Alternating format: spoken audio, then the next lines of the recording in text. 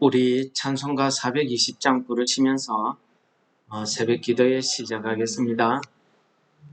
너 성결케 위해 널 기도하며 너 주 안에 있어 늘 성경 보고 온 형제들 함께 늘 사귀면서 일하기 전마다 너 기도하라.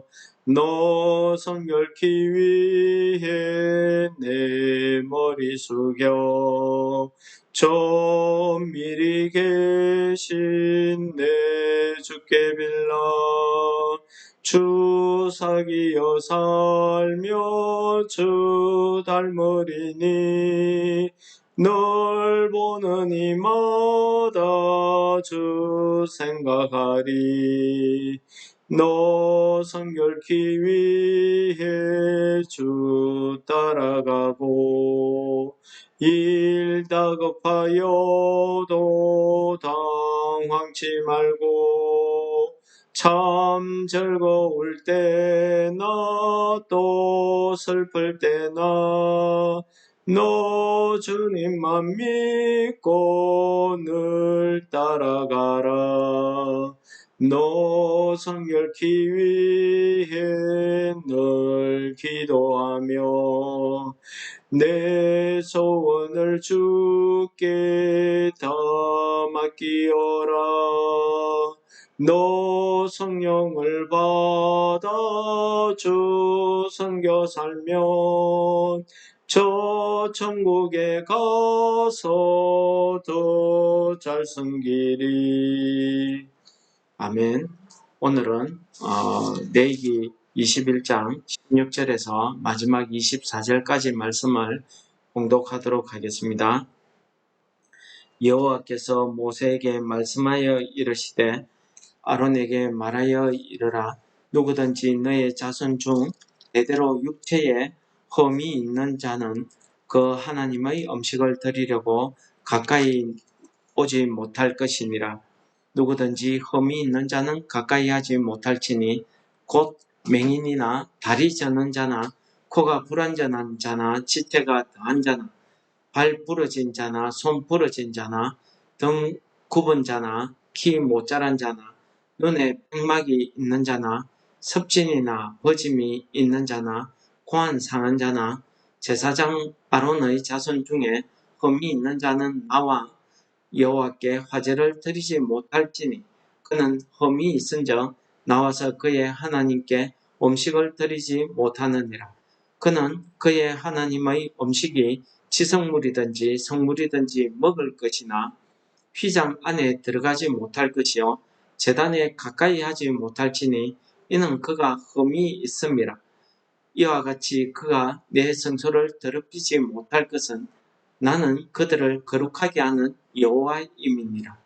이와 같이 모세가 아론과 그의 아들들과 온 이스라엘 자손에게 말하였더라. 아멘.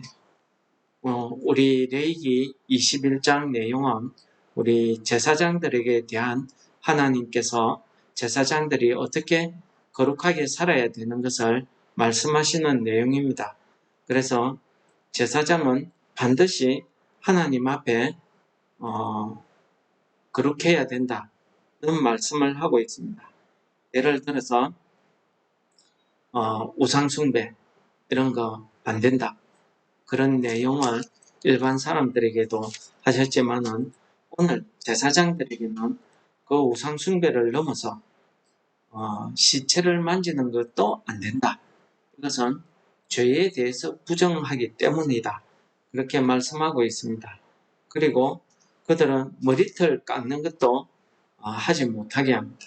그리고 가정을 이룰 때에도 처녀가 아니면은 결혼도 못하게 합니다. 이와 같이 일반 사람들보다 더 엄격한 규정을 두고 있습니다. 특히 대제사장의 경우는 그보다 더 엄격한 규정을 두고 있었죠. 오늘은 21장 마지막 내용으로 제사장이 될 수 있는 자의 그 신체적인 조건을 말씀하고 있습니다. 오늘 본 말씀에서는 이 신체적인 결함이 있는 사람들을 흠이 있는 자라고 이렇게 표현을 하고 있습니다. 그래서 흠이 있는 자는 하나님께 나와서 하나님의 음식을 드린다. 이게 뭡니까? 하나님 앞에 제사 드리는 일을 행한다는 거죠. 하나님 앞에 제사 드리는 일을 하지 못할 것이다 라고 이야기합니다. 그 이유로는 하나님께서 나는 거룩하신 하나님이다 라는 이야기를 말씀을 하고 있습니다. 그래서 오늘 이 말씀을 문자 그대로 해석하게 되면은 하나님은 신체에 결함이 있는 사람들은 하나님의 일을 못하게 하시는구나 라고 오해하시면 안 된다는 것입니다. 그것은 왜 그렇습니까? 그것은 그 당시에 이스라엘 백성들, 특히 제사장이 하는 일 때문입니다. 이 제사장은 하나님 앞에 음식을 드리는, 즉 제사 드리는 일을 행하게 되어 있습니다. 그리고 성소 안에 들어가서 그 분향단에 불을 붙인다든지, 그 다음에 진설병에 떡상에 떡을 진설한다든지 이런 일을 합니다. 특히 대제사장인 경우에는 하나님이 계신 그 지성소 안에까지 들어가서 이 백성의 죄를 위해서 그 제단불에 피를 바른다든지 우슬처럼 관유로 부어서 거룩하게 한다든지 이런 일들을 행해야 됩니다. 그런데 그리 일을 행하기에는 적합하지 않기 때문에 하나님께서 신체에 흠이 있는 사람은 그렇게 하지 못하게 하신 것입니다. 또 한 가지 이유를 들자면요. 그 당시에 이 제사장의 위치는 하나님의 말씀을 듣고 백성들에게 가르치는 위치에 있습니다. 전하는 위치에 있죠. 또 그들은 백성들이 보는 앞에서 하나님 앞에 제사 드리는 일을 합니다. 거제를 드릴 때에는 어떻게 합니까? 그 무거운 고기를 들고 하나님 앞에서 들었다 놓아야 됩니다. 요새는요, 들고 흔들어야 됩니다. 그런데 만약에 다리 한쪽이 없다, 팔 하나가 없다, 할 수 있겠습니까? 그리고 등이 굽었다, 할 수 있겠습니까? 그래서 하나님께서 이런 부분을 감안하신 것입니다. 그렇다고 해서 신체에 흠이 있는 사람은 전혀 하나님 앞에 나와서 이렇게 못하느냐? 그건 아니죠. 하나님께서 23절에 보면은 하나님의 성물을 그들도 같이 만지고 같이 먹게 허락하셨습니다. 그들도 하나님이 계신 그 해막 뜰 안에 오게 하셨습니다. 단지 성소 안에 들어가지 못할 것은 성소 안이 거룩하신 하나님이 계신 곳이기 때문입니다. 그러므로 흠이 있는 자가 그 앞에 나아가지 못한다는 것을 하나님께서 이 제사장들의 그 신체적 결함을 가진 자가 그 앞에 못 나가는 그 모습을 보여줌으로써 하나님 앞에 흠이 있는 자는 나가지 못한다는 것을 보여주신 것입니다. 그러므로 이 제사장 혹은 제사장의 가족이란 것은 나 개인이 아닙니다. 내 개인의 감정이나 내 개인의 생각으로 내가 제사장이 되고 싶었을 때는 그런 것도 아니죠. 하나님의 은혜로 택함을 받아서 세워진 것입니다. 그러므로 개인이 아니라 공인입니다. 그러므로 그의 삶은 개인의 삶이 아니라 공인으로서의 삶을 살아야 된다는 것을 오늘 말씀에서 가르쳐 주시는 것입니다. 그러므로 그들은 백성들 앞에서 거룩하신 하나님 앞에 어떻게 나아가야 됨을 그들의 삶을 통해서 그들의 신체의 모습을 통해서 보여주는 위치에 있기 때문에 하나님께서 못하게 하신 거죠. 그러면 오늘 우리는 이 말씀을 어떻게 받아야 될까요? 오늘 우리는요, 예수 그리스도로 말미암아 우리가 하나님 앞에 거룩한 백성으로 왕같은 제사장으로 택함을 받았습니다. 그래서 우리를 성도라고 이야기하는 것입니다. 하나님 앞에 이렇게 시험을 받은 우리는 영적 제사장으로서의 우리의 삶의 모습을 나타내어야 되는 의무가 우리에게 주어졌다는 사실입니다. 그러므로 우리는 하나님 앞에서 흠 없는 삶을, 거룩한 삶을 감당해야 될 줄을 믿습니다. 그래서 예수님께서 마태복음 5장에 이렇게 이야기하십니다. 너희들이 예물을 드리려고 제단에 가다가 형제에게 원망들을 만한 그런 흠이 생각나거든 예물을 앞에 두고 제단 앞에 두고 먼저 형제와 화해하고 화목한 후에, 그러니까 그 흠결을 없앤 후에 와서 예물을 드리라고 이렇게 말씀하고 있습니다. 이 신약 시대에도 예수님께서 이렇게 가르치신 것처럼 우리도 오늘을 살아가는 우리도 하나님 앞에 나아갈 때 내가 믿음의 형제, 내 육신의 형제, 내 이웃의 형제들에게 원망받을 만한 일이 있는가? 나의 흠이 있는가? 한번 되돌아봐야 된다는 것입니다. 그래서 주 앞에 흠 없는 상태로 하나님 앞에 나아가서 우리가 예배를 드려야 된다는 것을 가르치고 있는 것 아니겠습니까? 바울 사도는 골로새 교회 교인들에게 이렇게 이야기합니다. 골로새서 1장 22절에서 이제 너희는 예수 그리스도의 육체의 죽음으로 말미암아 하나님과 화목하게 하셨습니다. 그래서 너희를 거룩하고 흠이 없고 책망할 만한 것이 없는 자로 하나님 앞에 세우고자 하셨다는 것입니다. 이것이 예수 그리스도께서 우리를 위해서 죽으시고 우리를 하나님과 화목하게 하신 목적이고 그 뜻입니다. 우리를 거룩하게 하시고 우리를 흠없게 하시고 우리를 하나님 앞에서 책망받을 것이 없는 자로 우리를 세워주셨다는 것입니다. 그렇게 세움을 받은 우리는 오늘날 주 앞에서 흠없이 살기 위해서 어떤 삶을 살아야 되겠습니까? 계속해서 골로새서 1장 23절에서 바울 사도는 이렇게 권면하고 있습니다.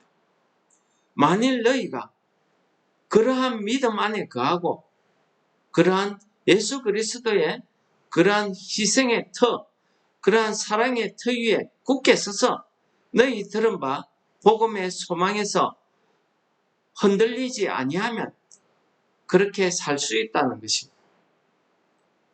이 복음은 만천하 만민에게 전파된 바요. 나 바울은 이 복음의 일꾼이 되었노라 라고 이야기합니다. 그렇습니다. 우리가 복음의 소망을 우리가 마음에 품고 있다고 하면 우리가 주신 그 믿음에서 흔들리지 말아야 돼요. 그렇게 할 수 있는 것은 성령께서 우리 안에 계셔서 우리가 성령 충만함을 받아야 되는 거죠. 그러므로 우리가 성령 충만함을 받아서 복음의 소망에 견고하게 서서 바울 사도처럼 복음의 일꾼들로서의 삶을 감당하는 것이 오늘날 우리가 영적 제사장으로서 하나님이 택하신 영적 제사장으로서의 삶을 감당하는 것이라 말씀드릴 수가 있겠습니다. 그러므로 우리가 앞에서 이런 흠 없이 살아갈 수 있는 것은요, 우리가 인격적으로 우리의 삶도 흠이 없어야 된다는 것입니다. 그러므로 우리 그리스도인들은 세 가지가 필요한 것 같습니다. 인성과 지성과 영성이 있어야 됩니다. 무엇보다도 인성이 있어야 됩니다. 그래서 사람 앞에서 이 욕을 한다든지 거짓말 한다든지 사람을 세워놓고 무안을 준다든지 이렇게 예의 없는 행동, 이것은 인성이 없는 것 아니겠습니까? 지성과 영성을 겸비해서 우리가 하나님 앞에서 흠이 없는 그런 삶을 살 수 있어야 되겠습니다. 지성이라고 해서 학벌이 좋고 많이 배우고 이것보다는 세상에 그러한 지식도 필요하지만 하나님에 대한 그러한 지식, 그것이 더욱 필요하다는 것입니다.